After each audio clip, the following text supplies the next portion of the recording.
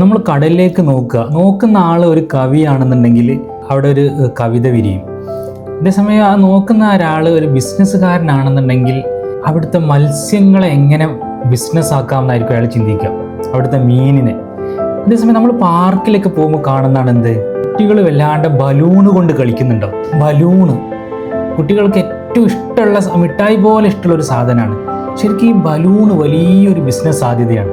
ചൈനയിൽ നിന്നൊക്കെയാണ് ഏറ്റവും കൂടുതൽ ബലൂണ് എക്സ്പോർട്ട് ചെയ്യപ്പെടുന്നത്. ദുബായിലേക്കൊക്കെ നല്ല ഇമ്പോർട്ട് നടക്കുന്നുണ്ട്. കാരണം ദുബായിൽ ഒരുപാട് പാർക്കുകളും അല്ലെങ്കിൽ ഒരുപാട് ഫെസ്റ്റിവലുകളൊക്കെ നടക്കുമ്പോൾ അവിടെ ഏറ്റവും കൂടുതൽ വിറ്റഴിക്കപ്പെടുന്ന ഒരു സാധനമാണ് ബലൂണ്. രണ്ട് തരത്തിലുള്ള ബിസിനസ് സാധ്യതയുണ്ട്. ഒന്ന്, ബലൂൺ ആർട്ടിസ്റ്റുകൾ ബലൂൺ മനോഹരമായിട്ട് ഡെക്കറേറ്റ് ചെയ്താൽ ഒരുപാട് ഫംഗ്ഷനുകൾ, ബർത്ത്ഡേ പാർട്ടികൾ, വെഡ്ഡിങ് പാർട്ടികൾ, അല്ലെങ്കിൽ ഇനാഗുറേഷൻ ഫംഗ്ഷനുകൾ, ഇതിലൊക്കെ ബലൂൺ ആർട്ടിസ്റ്റുകൾക്ക് നല്ല സാധ്യതയാണ്.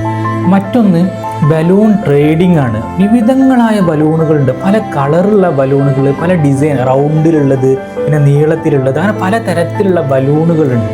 ഈ ബലൂണുകളുടെ ട്രേഡിങ്ങും വലിയൊരു സാധ്യതയാണ്. ദുബായ് അതിൻ്റെ നല്ലൊരു മാർക്കറ്റുമാണ്.